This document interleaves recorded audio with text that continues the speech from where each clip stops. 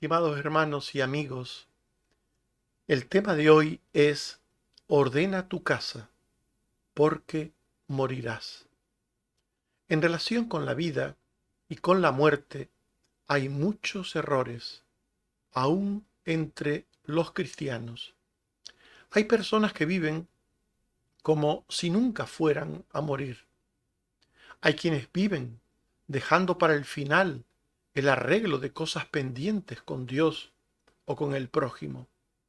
Hay quienes creen que cuando estén ante Dios en el juicio final podrán aclarar cosas o arreglar situaciones de la vida que vivieron en la tierra. La Biblia habla de estos asuntos claramente. De modo que quien vive engañado por alguna falsa idea es porque está ciego o porque quiere seguir su obstinado camino. Hablemos de lo que dice la Biblia sobre estos asuntos. Ordena tu casa, porque morirás, le dijo Dios al rey Ezequías. Todas las personas debemos morir algún día. La muerte, al igual que la vida, viene de parte de Dios. La muerte entró en el mundo como consecuencia de la desobediencia por la que entró el pecado. En Génesis 2:16 se nos dice que mandó Dios al hombre diciendo: de todo árbol del huerto podrás comer, mas del árbol de la ciencia del bien y del mal no comerás, porque el día que de él comieres, ciertamente morirás. Y sucedió como Dios dijo. A partir del instante mismo de la desobediencia, del pecado, el salario, la paga del pecado sería la muerte. En Génesis 3:19 se nos dice que Dios le dijo a Adán: hasta que vuelvas a la tierra, polvo eres y al polvo volverás. En Romanos 5:12 el apóstol Pablo dice que como el pecado entró en el mundo por un hombre y por el pecado la muerte, así la muerte pasó a todos los hombres, por cuanto todos pecaron. En el Salmo 89, versículo 48, se pregunta: ¿qué hombre vivirá y no verá muerte? La muerte es el compañero inseparable del hombre, del ser humano, desde que nace hasta que un día ésta le recoge en cualquier momento de la vida. El día y la forma de la muerte de cada persona es determinado por Dios. Hebreos 9:27 nos dice que de la manera que está establecido para los hombres que mueran una sola vez, está establecido para los hombres que mueran una sola vez. En Isaías 38:1 encontramos que en aquellos días Ezequías enfermó de muerte. Y vino a él el profeta Isaías y le dijo: Jehová ha dicho que morirás y no vivirás.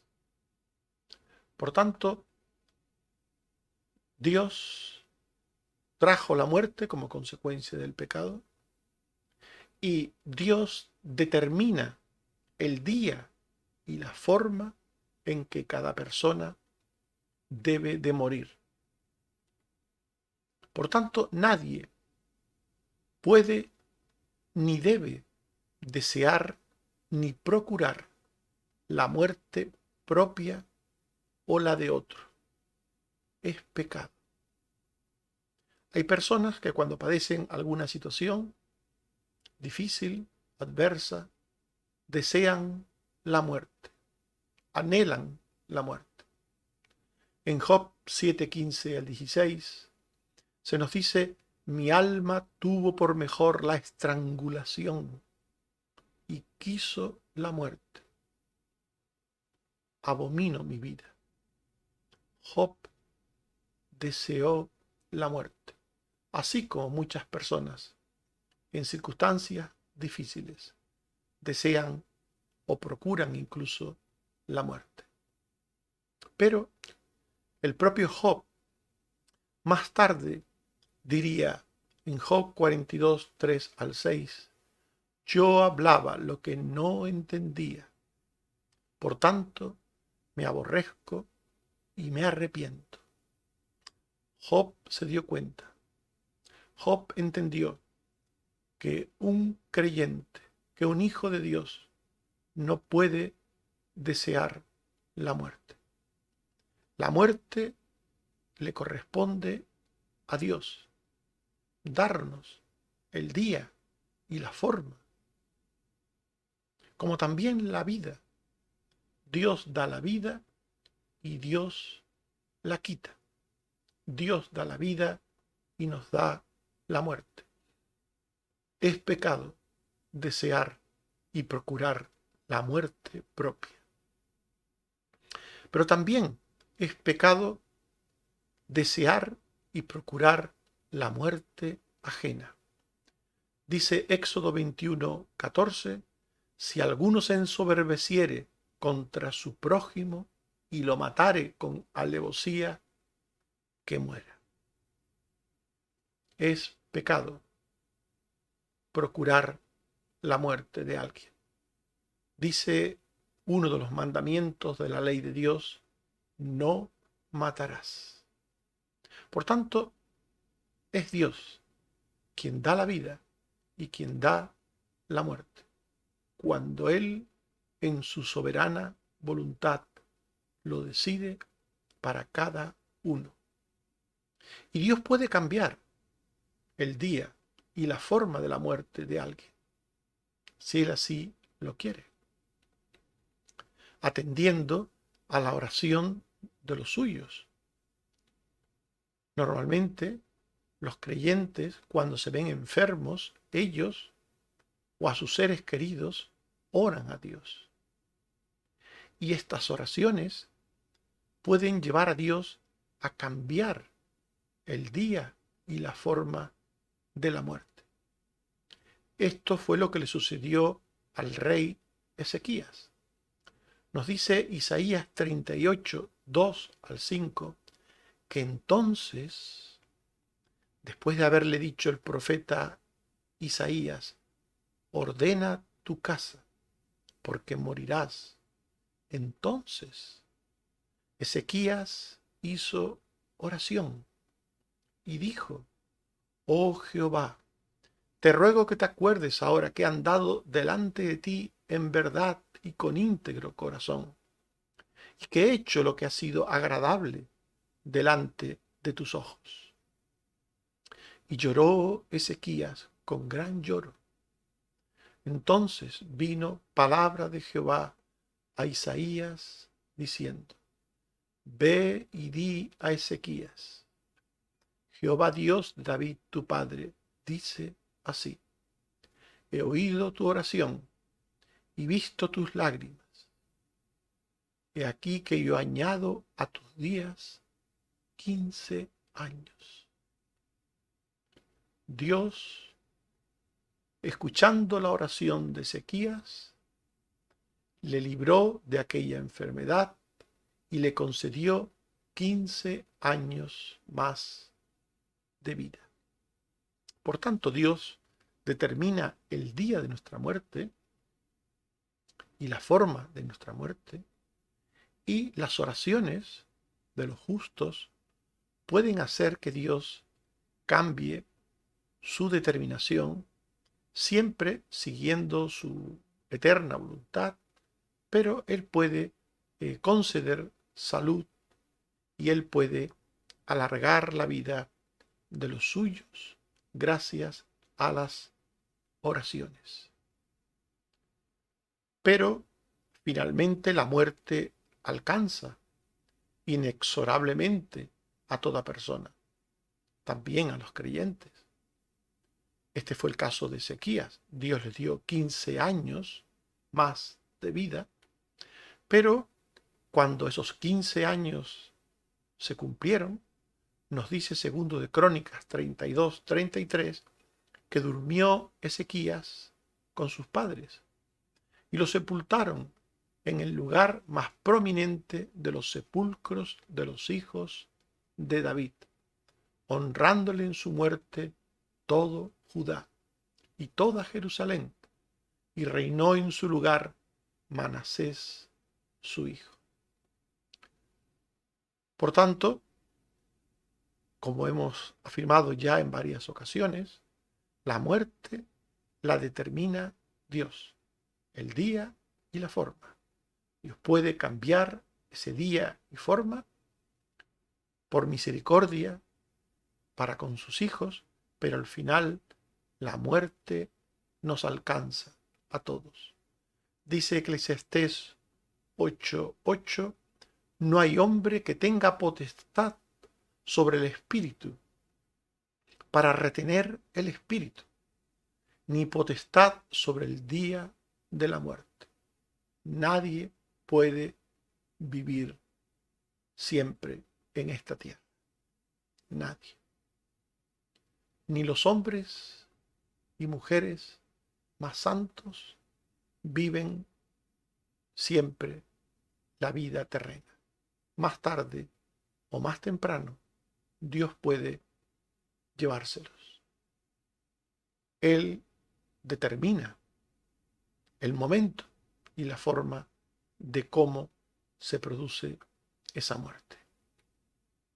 Y cuando ese momento llega, la muerte de los creyentes es estimada ante los ojos de Dios. Nos dice el Salmo 116, 8 y 15, pues tú has librado mi alma de la muerte. Estimada es a los ojos de Jehová la muerte de sus santos. Cuando un creyente muere, su alma ha sido redimida. Su alma vive y por eso es estimada ante los ojos de Dios la muerte de sus santos. La muerte de los creyentes, la muerte de los hijos de Dios, no es otra cosa que el encuentro entre ellos y Dios. El encuentro entre ellos y Cristo Jesús, el Hijo, el Salvador. Nos dice Hechos 7:59 que cuando apedreaban a Esteban, él decía: Señor Jesús, recibe mi espíritu. Así fue la muerte de Esteban, como es la muerte de cualquier creyente, de cualquier justo. Señor, recibe mi espíritu. Estas palabras concuerdan con las del apóstol Pablo escribiendo a los Filipenses 1, 21 y 23. Para mí el vivir es Cristo, decía él, y el morir es ganancia, teniendo deseo de partir y estar con Cristo, lo cual es muchísimo mejor. Por tanto, todos debemos de morir por el pecado, pero la muerte la determina Dios en cuanto a su día y forma. Y los creyentes también mueren. Mueren en el día y forma que Dios quiere. Dios puede concederles un tiempo más de vida porque contesta a sus oraciones, pero al final también los creyentes parten con Dios para estar con Él, para estar con Cristo. Pero de la frase que estamos estudiando se desprende otra cosa más. Se desprende que mientras tengamos vida, los creyentes deberíamos vivir para ordenar las cosas ante Dios. Esto fue lo que Dios ordenó a Ezequías antes de anunciarle su muerte. En aquellos días Ezequías se enfermó de muerte y vino a él el profeta Isaías y le dijo: Jehová dice así: ordena tu casa, porque morirás y no vivirás. Hay muchas cosas que debemos arreglar antes de presentarnos ante Dios. Antes de rendir cuentas a Dios, debemos poner en orden muchas cosas. Estas deben ser arregladas, ordenadas, durante nuestra vida terrena. Nuestra vida, por tanto, es como una casa que hemos ocupado y que debemos entregar a su dueño, Dios, en perfectas condiciones. Y antes de morir, debemos arreglar las puertas, las ventanas, los baños, las paredes, los suelos. Debemos poner en orden nuestra casa, la casa de nuestra vida, antes de presentarnos al encuentro con Dios. Ordena tu casa, porque morirás y no vivirás, le dijo Dios al rey Ezequías. Después de morir, no hay tiempo para ordenar ninguna cosa, ni para aclarar nada con Dios, ni con nadie sobre nuestra vida terrena pasada. Hay quienes creen que pueden hacerlo. Hay quienes viven despreocupados por el encuentro con Dios. Hay quienes viven de alguna manera sin pensar en las puertas de la casa, en las ventanas, en el suelo, en los baños. Hay quienes viven usando sus vidas, la casa que Dios les ha dado, casi maltratándola, podríamos decir, sin ocuparse de su mantenimiento, podríamos decir. Hay quienes viven pensando que cuando se mueran, el que venga atrás, que arregle. El que venga atrás, que se encargue. ¡Qué necedad! Después de morir, no hay tiempo para ordenar ninguna cosa, ni para aclarar nada con Dios, ni para aclarar nada con nadie sobre nuestra vida terrena. Dice Hebreos 9:27 que de la manera que está establecido para los hombres que mueran una sola vez y después de esto el juicio. Después de la muerte, inmediatamente después de la muerte, es el juicio. No hay tiempo, no hay tiempo. No hay tiempo para llenar las lámparas, no hay tiempo para hablar con aquella persona con la que teníamos cosas pendientes que aclarar. No hay tiempo para pedir perdón a Dios, al prójimo. No hay tiempo para ninguna cosa. Dice Lucas 16:10-12, el que es fiel en lo muy poco, también en lo más es fiel. Y el que en lo muy poco es injusto, también en lo más es injusto. Pues si en las riquezas injustas no fuisteis fieles, si en esta vida, en las cosas de esta vida, no fuimos fieles, ¿quién os confiará lo verdadero? Y si en lo ajeno no fuisteis fieles, ¿quién os dará lo que es vuestro? Es en el ahora de la vida que debemos estar al día con Dios y con el prójimo. Es en el ahora de la vida que debemos tener todas las cosas en regla, que debemos tener nuestra casa en orden, en el ahora de la vida. Si hoy encontramos que una puerta está despintada, estropeada, hoy deberíamos pintarla. Si nos damos cuenta hoy que hay una gotera, hoy deberíamos arreglarla. Hoy es el día de ordenar. Hoy es el día de arreglar nuestras cosas con Dios y con el prójimo. Hoy.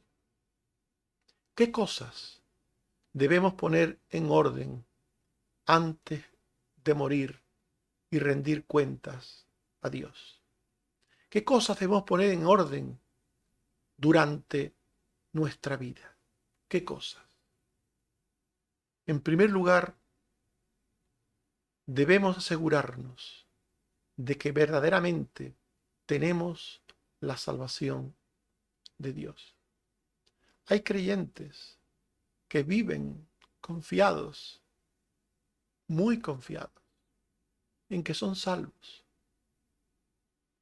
porque llevan años yendo a una iglesia, porque han leído la Biblia un par de veces, porque han leído algún libro cristiano, porque ocupan un ministerio en la iglesia, hay cristianos que están seguros de ser salvos, confiando en cosas que hacen, desde hace mucho tiempo. Pero Jesús dijo, no todo el que me dice Señor, Señor, entrará en el reino de los cielos, sino el que hace la voluntad de mi Padre, que está en los cielos. Mateo 7, 21. No todo. El que cree que es creyente, lo es. No todo. No todo el que cree que es creyente porque hace esto, aquello, lo otro, es creyente. No todo el mundo que se considera creyente lo es, de verdad. Por eso cuando Jesús habló de la parábola de la cizaña y dijo que entre el trigo crece también cizaña, el falso trigo que no da fruto, los discípulos en la parábola, los siervos, dijeron, ¿quieres que la arranquemos? Y él les dijo, no, no sea que al arrancar la cizaña, arranquéis también con ella el trigo. Dejad crecer juntamente lo uno y lo otro hasta la siega. Mateo 13, 28 al 30. El día del encuentro con Dios será un día de sorpresas. Muchos que han vivido como creyentes, que han creído ser creyentes, que han sido tenidos por creyentes, se llevarán la sorpresa de que no eran tales creyentes ante Dios. No lo eran. Su confianza estaba puesta en muchas cosas que hacían, pero no en lo que verdaderamente debían haber tenido su esperanza. Según la Biblia, la salvación de Dios es para todo aquel que verdaderamente cree en Cristo. Que verdaderamente cree en Cristo. En Juan 3:16 dice, de tal manera amó Dios al mundo, que ha dado a su Hijo unigénito, para que todo aquel que en él cree no se pierda, mas tenga vida eterna. Estas palabras son muy verdaderas, muy ciertas. Dice el texto, para que todo aquel que en él cree no se pierda, sino que tenga vida eterna. Pero como hemos visto ya, algunos dicen creer. Por tanto, el que cree de verdad tiene salvación y vida eterna. Y el que no cree de verdad no la tiene. Por eso, lo primero que un creyente debe poner en orden en su vida es asegurarse de que es hijo de Dios, de que es salvo, que es de Cristo, que de verdad ha creído en Cristo, porque es una nueva criatura. Ser de Cristo es ser una nueva criatura. Si alguno está en Cristo, nueva criatura es. Las cosas viejas pasaron y aquí todas son hechas nuevas. Si alguien dice que es cristiano, pero sigue siendo el mismo de siempre, el mismo, con el mismo carácter, con la misma actitud, con las mismas conductas, y lo único que ha cambiado es que antes iba a un lugar y ahora va a otro. Eso es lo único que ha cambiado. Que antes creía unas cosas y ahora supuestamente cree otras. Si eso es lo único que ha cambiado. Pero su vida sigue siendo la misma. Si Él sigue siendo el mismo de siempre, la tal persona se engaña a sí misma. El que cree en Cristo tiene vida eterna. Tiene vida eterna. El que cree en Cristo ha recibido el don. La dádiva de Dios es vida eterna en Cristo Jesús, Señor nuestro. Romanos 6, 23. Ha recibido este don, el don de la salvación. Pero creer en Cristo es mucho más que una subjetiva opinión que uno tenga de Dios, de Cristo, de las cosas de Dios. Es mucho más. Es un verdadero cambio, un cambio radical que afecta a toda la vida de una persona. Por la salvación, Dios nos da la vida eterna, el perdón de pecados, pero también nos da, a través de la muerte, una guía que nos lleva a la vida eterna.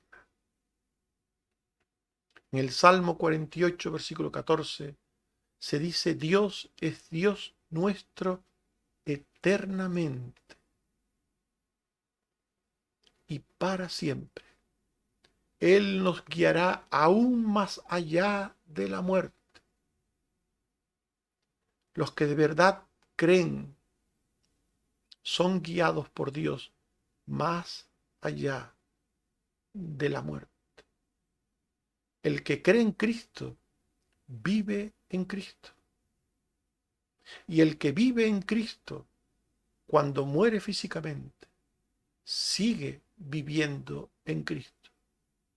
Sigue manteniendo una relación viva con Dios a través de Cristo. En Juan 5:24, Jesús dijo: de cierto os digo, el que oye mi palabra y cree al que me envió, tiene vida eterna.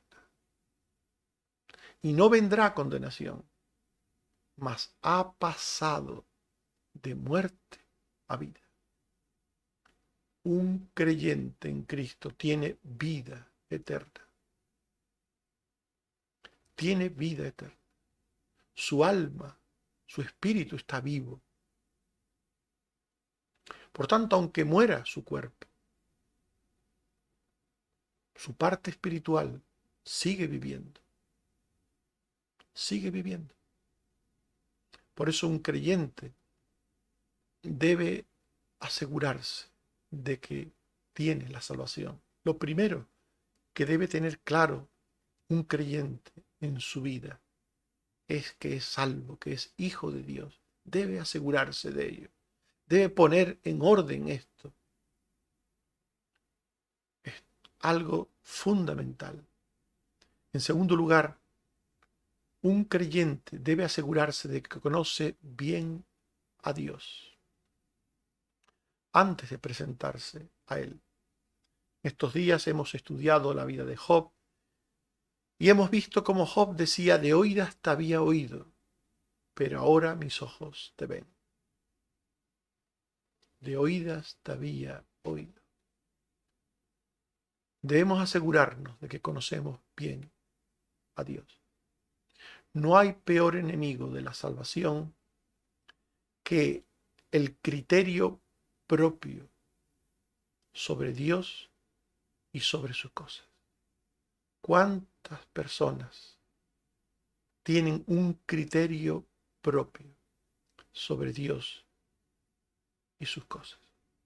Creen ser creyentes, pero creyentes en el Dios de su imaginación, en el Dios que ellos se imaginan. En ese Dios creen. no en el Dios vivo y verdadero, no en el Dios de la Biblia, en el Dios de su imaginación. ¿En qué Dios crees? ¿En qué Dios crees? De oídas te había oído, pero ahora mis ojos te ven. En el día del juicio, muchos de esos que decíamos antes, que se llevarán una sorpresa, se llevarán una sorpresa, porque el Dios que encontrarán en el juicio no es el Dios que ellos creían conocer. Mateo 25, 24 al 28 y 30. El que había recibido un talento dijo: Señor, te conocía, que eres hombre duro, que ciegas donde no sembraste y recoge donde no esparciste. Por lo cual tuve miedo y fui y escondí tu talento en la tierra. Aquí tienes lo que es tuyo. Su señor le dijo: siervo malo y negligente, debías haber dado mi dinero a los banqueros y hubiera recibido lo que es mío con los intereses. Echadle en las tinieblas de afuera. Allí será el lloro y el crujir de dientes. Este es un ejemplo de una persona presuntamente creyente que creía conocer a Dios. Te conocía que eres hombre duro. Tenía un concepto falso de Dios. Y según ese concepto vivía. Según ese concepto vivía. ¿Cuántos creyentes tienen un concepto falso de Dios, según el cual viven? Son fieles a ese concepto y se sienten seguros porque son fieles a ese concepto y menosprecian a otros creyentes. Los menosprecian o los juzgan porque son fieles al Dios de la Biblia, al Dios que se presenta en las Escrituras. Qué sorpresas se llevarán algunos en el día del juicio. Por tanto, en segundo lugar, tienes que ordenar tu concepto de Dios, el conocimiento que crees tener de Dios. ¿De verdad conoces a Dios? ¿Es tu vida una demostración de que conoces a Dios? ¿Es tu actitud y tu conducta una demostración de que conoces a Dios?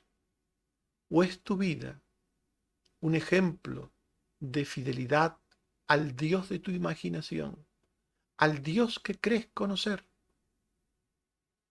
Ordena tu vida, ordena tu vida. Debes procurar vivir también en la voluntad de Dios, no en tu forma de entender la voluntad de Dios, en la voluntad de Dios revelada. La Biblia revela la voluntad de Dios, la Biblia. Hay personas que van siempre diciendo: Dios me mostró, Dios me dijo, Dios me ha guiado. Y con esas palabras lo que quieren es decir: lo que yo pienso, lo que yo quiero, lo que yo siento, es esto. Pero lo que importa es la voluntad de Dios revelada. La voluntad de Dios se conoce por las Escrituras, por la palabra de Dios.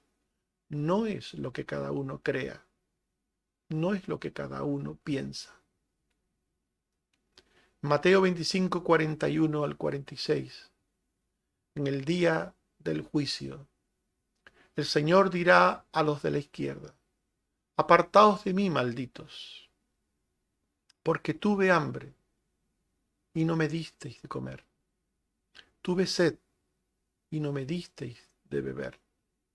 Fui forastero y no me recogisteis. Estuve desnudo y no me cubristeis. Enfermo y en la cárcel y no me visitasteis. Ellos le responderán diciendo: Señor, ¿cuándo te vimos hambriento, sediento, forastero, desnudo, enfermo en la cárcel y no te servimos? Entonces les responderá: de cierto os digo que en cuanto no lo hicisteis a uno de estos más pequeños, tampoco a mí lo hicisteis. E irán estos al castigo eterno. Tenemos que hacer la voluntad de Dios. Y la voluntad de Dios es que nos amemos los creyentes los unos a los otros. Todos los creyentes formamos parte del cuerpo de Cristo. Y lo que hacemos por alguna parte del cuerpo de Cristo, lo hacemos por Cristo. Por eso, el amor a los hermanos es el primer amor que tenemos que tener los creyentes. Dice la Biblia que el que no provee para los suyos es peor que un incrédulo. Es absurdo a veces encontrar como hay creyentes que dan para causas, a causas en lugares ajenos, remotos, para ayudar a personas que no conocen de nada, teniendo a su lado a hermanos en la fe con necesidades de los que pasan absolutamente, de los que no se preocupan para nada. Nuestro prójimo, más prójimo, es aquel que tenemos más cercano a nosotros. Nuestro prójimo más prójimo es nuestro hermano en la fe, con el que Dios nos ha unido en una comunidad cristiana. Si yo no hago por alguien que tengo al lado mío, a mi lado, me engaño a mí mismo, creyendo que por enviar un donativo para alguien que vive en las antípodas, cumplo con el mandamiento de Dios. Dios dijo: el prójimo, el cercano, el más cercano. Nuestra bondad, nuestra justicia debe ser hecha desde el más cercano y poco a poco ir extendiéndolo. Si podemos, obviamente, si podemos ayudar a alguien que vive en las antípodas, después de tener a todos los cercanos bien ayudados, queridos, después de tener y ser solidarios con todos los que están a nuestro alrededor, pues gloria a Dios, obviamente. Estamos diciendo que no podamos ayudar a alguien que vive en las antípodas. Estamos diciendo que muchas veces algunos que envían 4 céntimos para ayudar a gente muy, muy lejana, lo hacen con el propósito de tranquilizar sus conciencias y creerse ellos mismos que están cumpliendo con Dios. Pero Dios quiere que empecemos por los nuestros, por nuestra familia, por nuestros hermanos en la fe, por los más cercanos a nosotros. Por ahí quiere Dios que empecemos a cumplir sus mandamientos de amor, de solidaridad cristiana. Y esto es lo que nos muestra este texto de Mateo 25, 41 al 46. Por tanto, tenemos que poner en orden si realmente estamos haciendo por nuestro prójimo más prójimo. No olviden que la palabra prójimo significa próximo. Si estamos haciendo por nuestros próximos más próximos, si de verdad estamos haciendo lo que debemos hacer con ellos. Esto es lo que nos quiere decir el Señor en esta parábola. Esta parábola de tuve hambre, me diste de comer, tuve sed y me diste de beber, etc. Con esta parábola, el Señor está diciendo que debemos de ayudar primeramente a los más cercanos. Esta es la voluntad de Dios. Esto debemos de poner en orden en nuestras vidas. Esto. Por tanto, debemos ordenar nuestras vidas mientras dure nuestra estancia en la tierra, como estamos viendo. También debemos de procurar estar en paz con todos los hombres antes de morir. Procurar la paz. La Biblia dice que los creyentes son pacificadores, personas que hacen y procuran la paz. Mientras dependa de nosotros, obviamente. Mientras dependa de nosotros.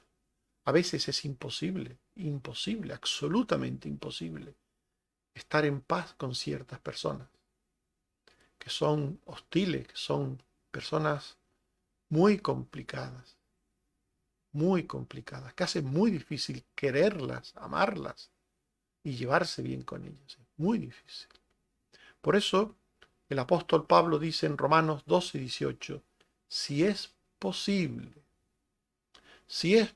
en cuanto dependa de vosotros, estad en paz con todos los hombres, en cuanto dependa de vosotros. Y en Mateo 5:25 al 26, Jesús dijo, ponte de acuerdo con tu adversario pronto, entre tanto que estás con él en el camino. Es decir, mientras vives,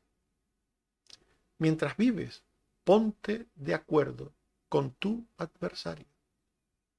No sea que el adversario te entregue al juez y el juez al alguacil y sea echado en la cárcel.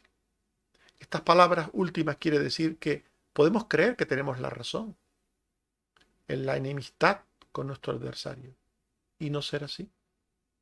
Puede ser que tengamos parte de culpa y al alegar nuestro adversario ante el juez, quede claro que tenemos parte de culpa. O puede ser que tengamos toda la culpa. Por eso, el creyente debe ponerse de acuerdo con su adversario mientras está de camino, mientras vive, mientras dependa de él, debe procurar estar en paz con todos los hombres. De cierto te digo que no saldrás de allí, de la cárcel, hasta que pagues el último cuadrante. Dios no dará por inocente al culpable. Aquellos que viven sin importarle sus relaciones con otras personas.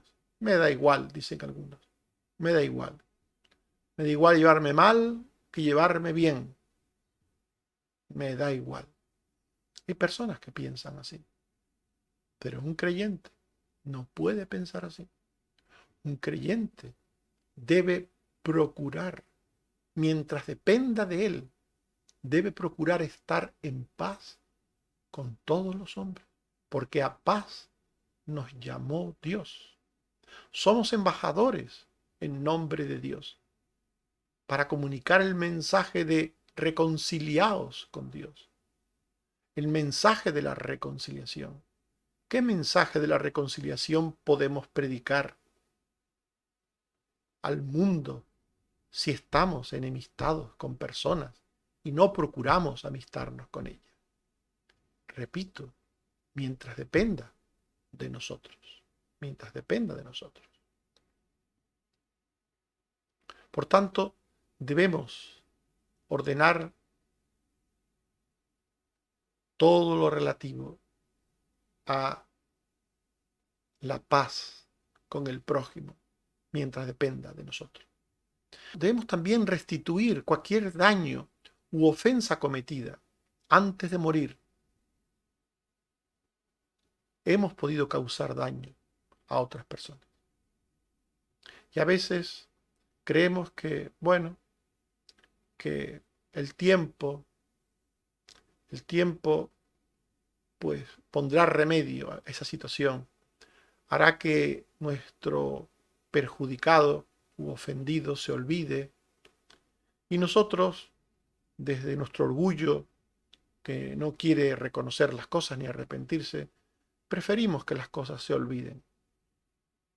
Preferimos que el olvido arregle las cosas. Pero según la Biblia no es así. Debemos restituir cualquier daño u ofensa cometida antes de morir. Debemos hacerlo. Si hemos criticado a alguien y hemos dicho calumnias o falsedades, debemos ir a las personas de las que hablamos de esa persona y decirle, perdón, me arrepiento de haber hablado de esa persona y haber dicho esto, aquello o lo otro. Si a alguien le hemos causado algún agravio, debemos ir a esa persona y pedirle perdón. Debemos restituir el daño cometido.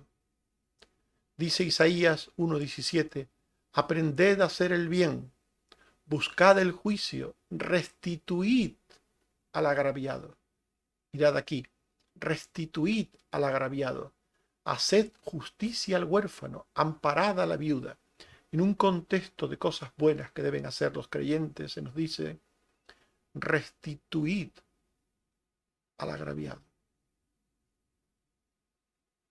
Y en Lucas 19, 8 al 9, se nos dice que Zaqueo, después que conoció a Jesús, le dijo, la mitad de mis bienes doy a los pobres. Y si en algo he defraudado, lo devuelvo cuadruplicado, es decir, con intereses. Jesús le dijo, hoy ha venido la salvación a esta casa. La restitución es una señal de salvación. Por tanto, quien ha ofendido o agraviado debe de restituir. Debemos también ordenar nuestras cosas delante de Dios, nuestra casa delante de Dios, haciendo tesoros en los cielos hasta el último día de nuestra vida. Es un error, un grave error, vivir solo para disfrutar de las cosas materiales y terrenas. Es un error.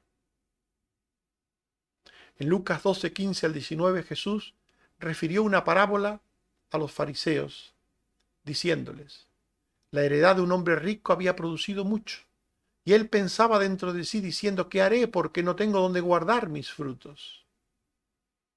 Y dijo, derribaré mis graneros, y los edificaré mayores, y diré, alma, muchos bienes tienes guardados para muchos años. Repósate, come, bebe, regocíjate. En esta parábola Jesús nos habla de un hombre que vive solo para las cosas terrenas, que vive creyendo que las cosas terrenas dan la felicidad, que las cosas terrenas son las importantes. Alma, muchos bienes tienes. Repósate, come, bebe, regocíjate.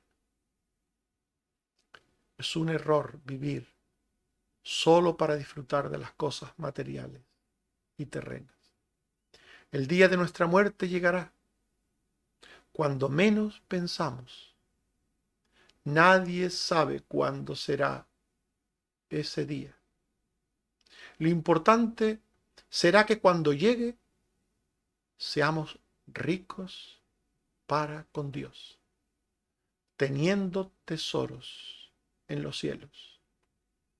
Dice Lucas 15, 15 al 16 y 20 al 21, que Jesús les dijo, guardaos de toda avaricia, porque la vida del hombre no consiste en la abundancia de los bienes que posee. La vida del hombre no consiste en la abundancia.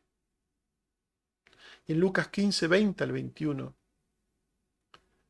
dijo Dios al de la parábola: necio, esta noche vienen a pedirte tu alma, y lo que has provisto, ¿de quién será?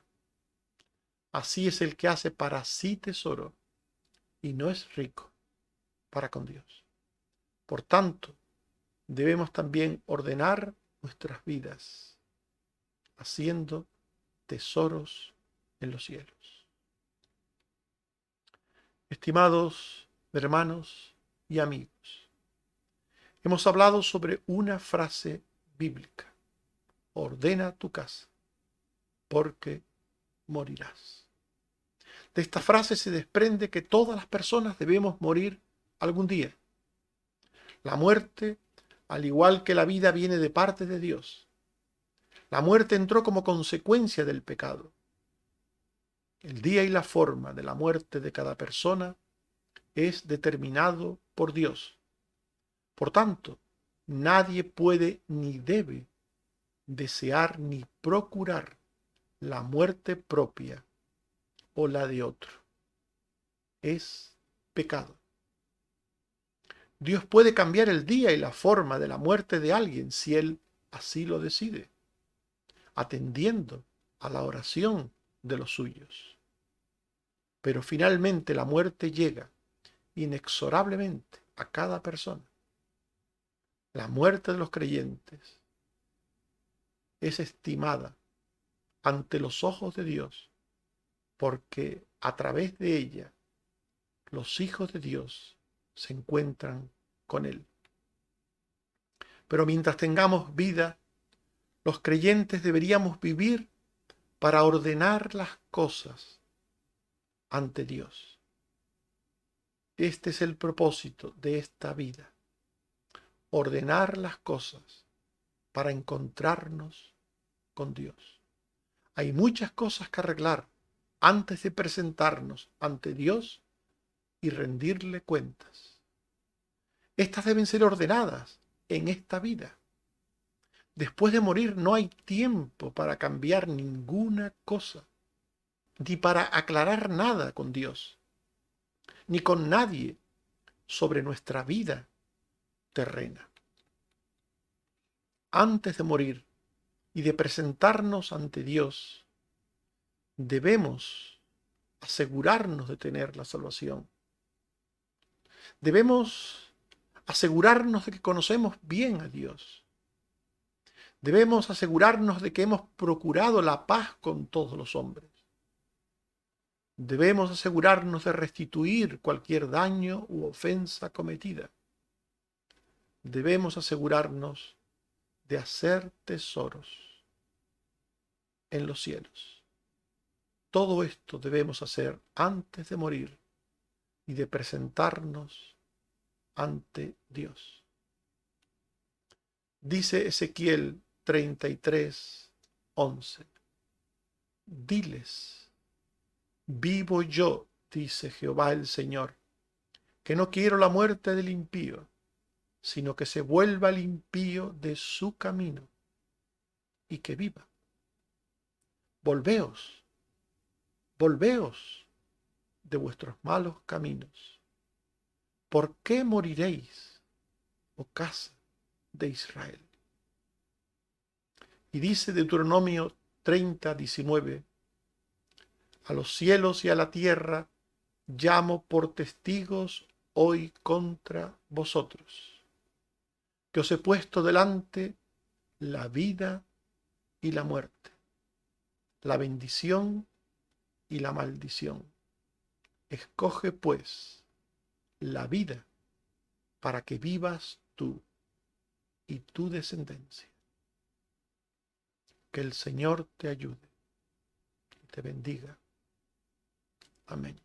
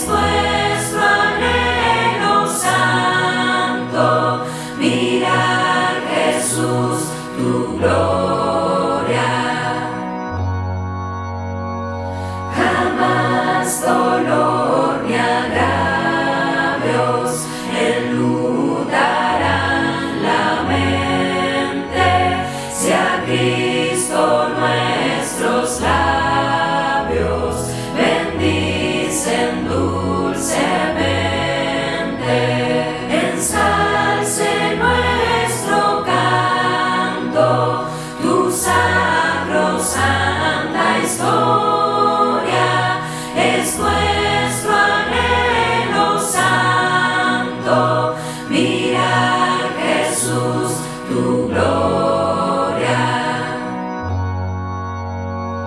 tu nombre bendecido, alegra el alma mía, tu nombre es en mi oído, dulcísima armonía, ensalce nuestro canto, tu sacrosanta historia es nuestro anhelo santo, mirar Jesús tu gloria,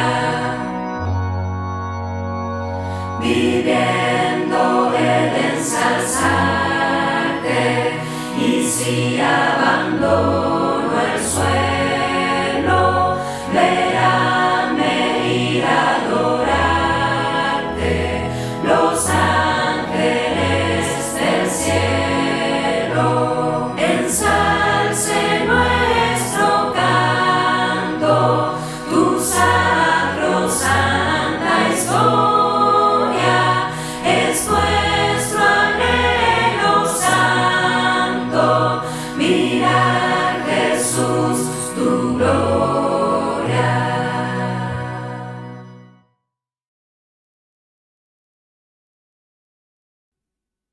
Oremos. Señor, te damos gracias por tu palabra, que nos recuerda que la muerte está ahí siempre, cerca de nosotros, para recogernos en cualquier momento de nuestras vidas. Que tú eres quien decides el día y la forma de la muerte, y que solo en el caso de tus hijos tú puedes retrasarla por misericordia, por atender a las oraciones, pero que finalmente la muerte nos alcanza a todos, Señor. Gracias porque la muerte de los justos te es estimada, porque nos encontramos contigo.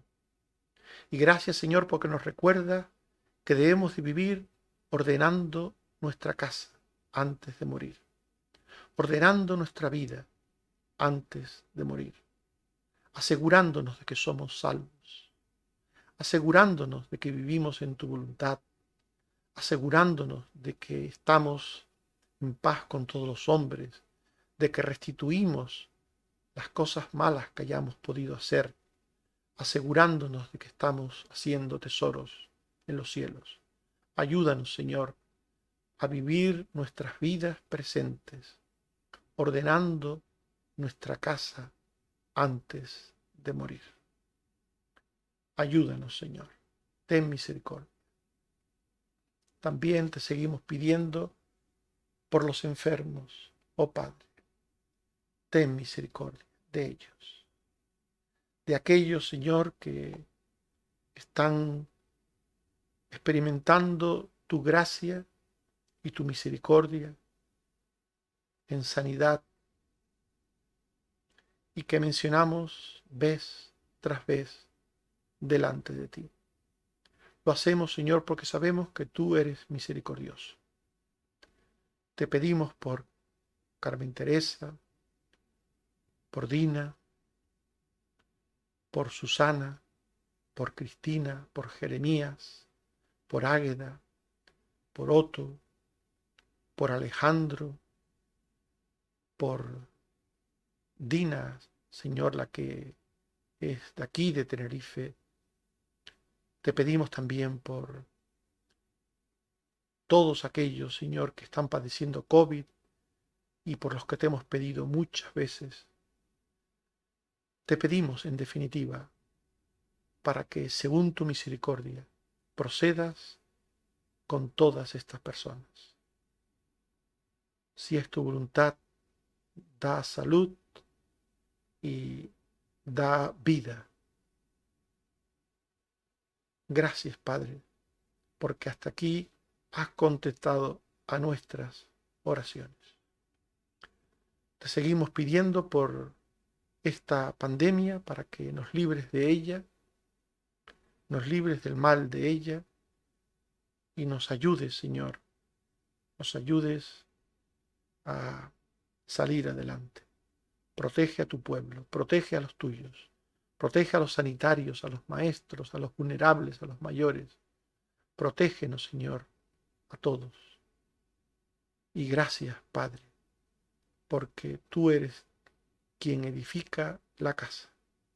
En vano trabajan los edificadores si tú no la edificas. En ti ponemos nuestra fe y esperanza. Ayúdanos, Señor, a vivir ordenando nuestra casa hasta el día que tú decidas llevarnos contigo. Por Jesucristo tu Hijo. Amén. Que el Señor nos bendiga a todos. Amén.